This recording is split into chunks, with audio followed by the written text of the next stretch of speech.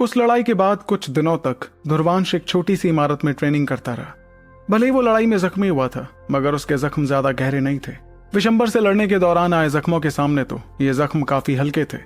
इसलिए ध्रुवांश आधे दिन में ही होश में आ गया। मगर उसे पता चल गया था कि इस मुकाबले ने पूरी अकादमी में काफी हलचल मचा दी थी। वो बाहर जाकर उन लोगों से मिलने में भी आलस कर रहा था जिनकी नजरें अब बेशक उस पर टिकी हुई थी। ध्रुवांश चुपचाप अपने कमरे में बैठा था। चेतना शक्ति उसके चारों ओर उमड़ रही थी।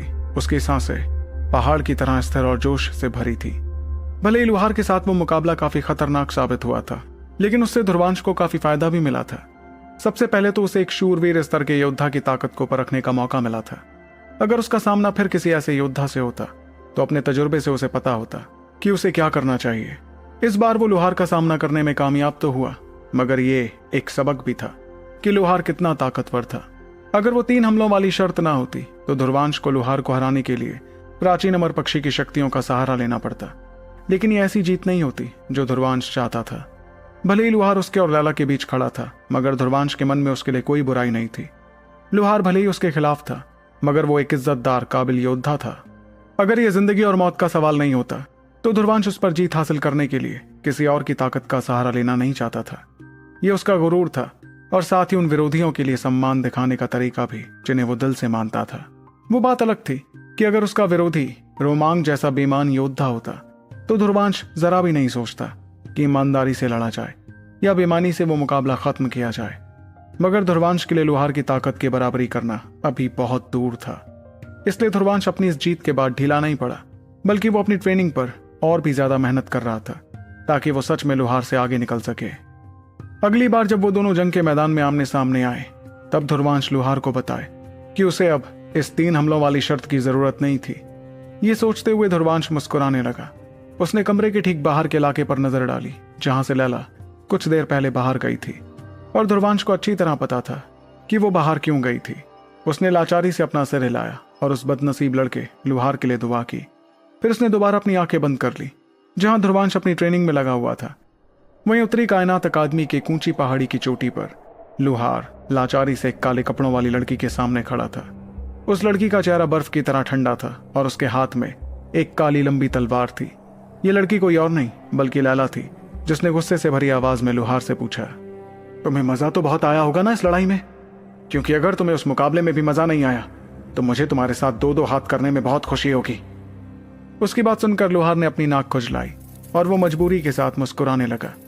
तभी तलवार की तेज रोशनी की किरणें तूफान की तरह हवा को चीरती हुई उसके पास आईं। ये देखकर लुहार ने अपनी उंगलियां थपथपाईं और चेतना शक्ति की किरणें उस तलवार की रोशनी से मिलने के लिए निकली। वो चेतना शक्तियां जैसी तलवार की रोशनी से आकर टकराईं तो वो एक झटके में तबाह हो गईं, जिससे लुहार चौकन्ना हो गया। लैला ने अपनी लराविया कला पर महारत हासिल कर ली थी। असल में लैला लराविया दल के 100 सालों के इतिहास में पैदा होने वाली सबसे काबिल योद्धा थी, और ये बात लुहार भी अच्छी तरह से जानता था। इसलिए उसने मजबूरी भरी आंख के साथ पीछे हटने का फैसला लिया ताकि वो लैला से बच सके। लुहार अच्छी तरह से जानता था कि जब लैला गुस्से में होती है तो वो किसी की भी नहीं सुनती, इसलिए वो बस उसे अपना गुस्सा निकालने दे सकता था। तलवार की रोशनी और चेतना शक्ति उस पहाड़ी चोटी पर एक दूसरे से टकराती गई, जिससे वहां पूरी तरह अफरा तफरी मच गई। जो कोई भी संगामे को दूर से देखता वो हैरान रह जाता। ज्यादातर लोग जानते थे कि यह पहाड़ी लुहार के इलाके का हिस्सा थी। कौन उस पहाड़ पर चढ़कर लुहार से पंगा लेने की हिम्मत कर रहा था ये कोई नहीं समझ पाया। भले ही देखने वाले हैरान थे, लेकिन किसी ने भी इस बात का पता लगाने के लिए पहाड़ पर चढ़ने की हिम्मत नहीं की। उन्होंने बस देखा कि कैसे तलवार की तेज रोशनी की किरणें उस चोटी पर तूफान की तरह बरस रही थीं। यह सिलसिला काफी देर तक चलता रहा, जिसके बाद आखिरकार वो जाकर थमा। उसके थमने पर चारों ओर सन्नाटा छा गया, लेकिन इस सन्नाटे के बीच नजर आया कि पहाड़ का नजारा पहले जैसा सुंदर और शांत नहीं बल्कि पूरी तरह अस्त व्यस्त हो गया था। जमीन पर गहरी दरारें मकड़ी के जाल की तरह फैली हुई थी। वहीं लुहार एक पत्थर के चबूतरे पर खड़ा था और उसका पहले वाला यकीन और सुकून कहीं नजर नहीं आ रहा था। उसके कपड़े भी कुछ जगह से फट गए थे। लुहार के बाल बिखरे हुए थे, जिससे वो काफी दयनीय दिख रहा था। हालांकि ये सब सिर्फ इसलिए नहीं था कि वो लैला को अपना गुस्सा निकालने दे रहा था। लैला की ताकत ने वाकई उसकी उम्मीदों को पार कर दिया था। उसने अपने फटे कपड़ों को देखा। उसके बाद लैला की तरफ देखकर सावधानी से पूछा, क्या तुम्हारा गुस्सा अब शांत हो गया? इस पर लैला ने अपने गोरे चिट्टे हाथों से अपने लंबे बालों को संवारा। उसके बेहद खूबसूरत चेहरे पर कोई भाव नहीं था और उसने लुहार के सवाल का जवाब दिया, लुहार, मुझे उम्मीद है कि आखिरी बार होगा। मैं अब भी तुम्हें दोस्त मानती हूँ, लेकिन अगर तुम हद से ज्यादा आगे बढ़े तो मुझे तुम्हें अपना दुश्मन बनाने में भी कोई एतराज नहीं होगा। ये सुनते ही लुहार मजबूरी में मुस्कुराने लगा, जिसके बाद उसने लैला से कहा, अगर वो मेरे जैसे का भी सामना नहीं कर पाता तो आगे आने वाली मुश्किलों को कैसे संभालेगा? तुम भी ये बात अच्छी तरह जानती हो लैला कि तुम अकेले सब कुछ नहीं संभाल सकती। मैंने ठीक कहा ना? उसकी इस बात पर लैला खामोश हो गई और उसने कोई जवाब नहीं दिया।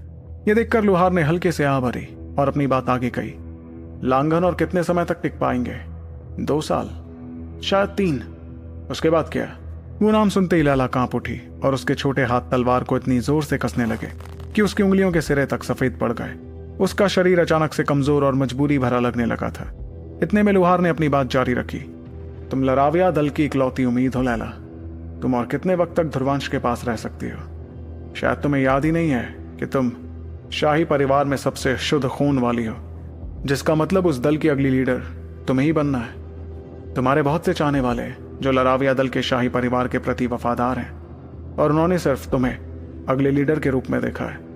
मैं तुम्हें बहुत पहले से जानता हूं, इसलिए मुझे पता है कि तुम जिम्मेदारियों से कभी पीछा नहीं छुड़ा पाओगी। इसलिए जब वक्त आएगा तब तुम्हें जरूर वापस लौटना होगा, और तब तुम्हें ध्रुवांश से दूर होना ही होगा। लैला, हम दोनों जानते हैं कि तुम्हारी इस कहानी का अंत खुशहाली भरा तो नहीं होने वाला है। यह सुनते वक्त लैला कुछ देर के लिए शांत खड़ी रही, जिसके बाद उसने धीमी आवाज में जवाब दिया, कोई बात नहीं, मैं उसका इंतजार करूंगी जब तक कि वो ताकतवर नहीं बन जाता। इस पर लुहार ने आ भरते हुए कहा, उसके ताकतवर होने का इंतजार करोगी? ये बात छोड़ ही दो कि क्या वो वाकई उतना ताकतवर हो पाएगा कि तुम्हारे साथ हो सके। अगर वो इतना काबिल है भी तो भी क्या तुम्हारे पास इंतजार करने का वक्त है? बाकी 3 महान देव दल भी तुम्हारे दल पर नजर गड़ाए हुए हैं।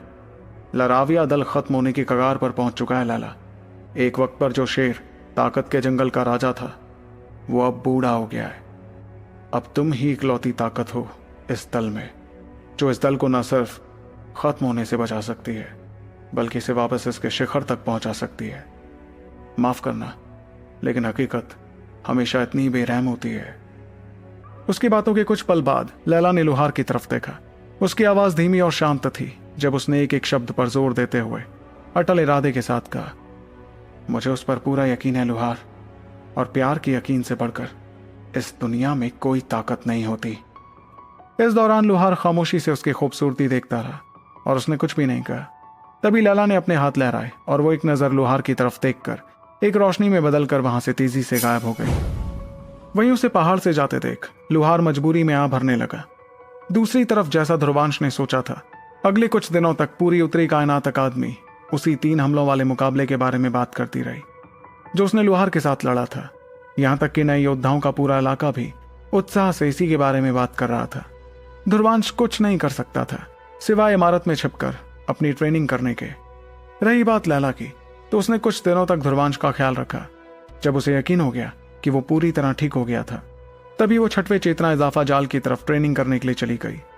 ध्रुवांश महसूस कर सकता था कि हाल ही में उसकी ट्रेनिंग की जरूरत कुछ ज्यादा ही बढ़ गई थी। इस पर ध्रुवांश मनी मन मजबूरी महसूस करने के सिवा और कुछ नहीं कर सका।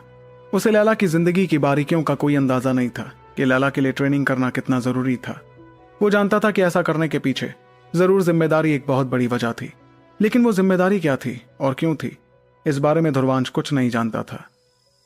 इस बीच एक रात ध्रुवांश अपने कमरे में बैठा ट्रेनिंग कर रहा था जब उसने अचानक अपनी आंखें खोली।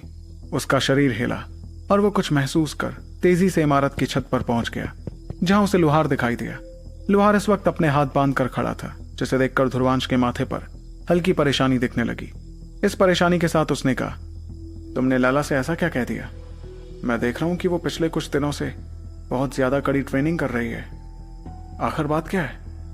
यह सुनकर लुहार पीछे मुड़ा और उसने ध्रुवांश को एक नजर देखकर अपना सिर हिलाते हुए कहा, यह कहने के बजाय कि वो इतनी कड़ी ट्रेनिंग कर रही है, तुम ये क्यों नहीं कहते वो तुम्हारा बोझ हल्का करने की कोशिश क्यों कर रही है? इस पर ध्रुवांश की परेशानी और ज्यादा बढ़ गई और उसने तुरंत सवाल किया, मेरा बोझ हल्का करने की कोशिश? आखिर तुम कहना क्या चाहते हो? वहीं उसके सवाल पर लुहार आसमान में चमकते चांद की तरफ देखने लगा और उसने आ भरते हुए कहा, क्या तुमने लराविया दल के बारे में सुना है? ध्रुवांश की आंखें लुहार पर टिक गईं। चेतनांक बाजार में उसने एक बुजुर्ग को लराविया दल का जिक्र करते हुए सुना था। हालांकि उसे इस मामले की ज्यादा जानकारी नहीं थी, सभी जानते थे कि लेवीरिया बहुत बड़ा ग्रह था। उत्तरी हिस्से को तो भूल ही जाओ, जिस जगह में वो दोनों अभी थे, उत्तरी कायनात महाद्वीप, जहां उत्तरी कायनात अकादमी थी, वो भी लेवीरिया के अनगिनत महाद्वीपों में से सिर्फ एक था। इस दुनिया में बहुत सी चीजें थी जिनसे ध्रुवांश अनजान था, क्योंकि उसके पास उनके बारे में जानने का कोई तरीका नहीं था। इतने में लुहार ने ध्रुवांश से आगे कहा, लेवीरिया में बहुत पुरानी विरासत वाले कई शक्तिशाली दल हैं। उदाहरण के लिए बर्फानी दल और अग्नि दल है। ये दो दल हैं जो लेवीरिया में काफी ज्यादा मशहूर हैं। लराविया दल भी ऐसी दलों में से एक है। अपने चरम पर लराविया दल किसी भी अन्य दल से ज्यादा ताकतवर था। यहां तक कि उत्तरी कायनात अकादमी भी अपने इतने पुराने और खतरनाक इतिहास के बावजूद लराविया दल से ज्यादा ताकतवर होने का दावा नहीं कर सकती थी। यह सुनते हुए ध्रुवांश के चेहरे का रंग बदलने लगा।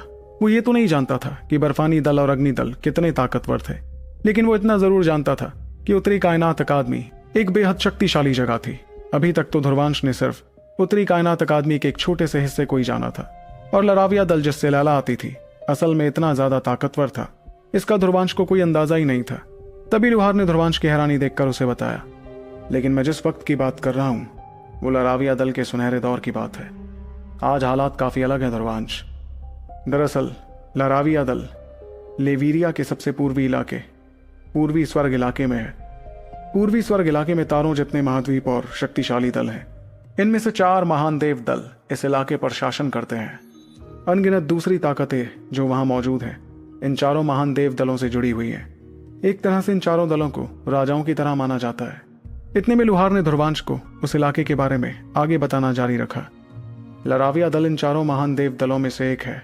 4 महान देव दल हजारों सालों से पूर्वी स्वर्ग इलाके में बसे हैं और लगातार एक दूसरे से युद्ध करते हुए खून के कर्ज के ऐसे पहाड़ जमा कर चुके हैं जिन्हें धोना अब नामुमकिन हो चुका है।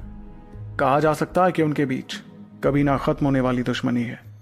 लराविया दल पहले के वक्त में इन 4 महान देव दलों में सबसे ऊपर था।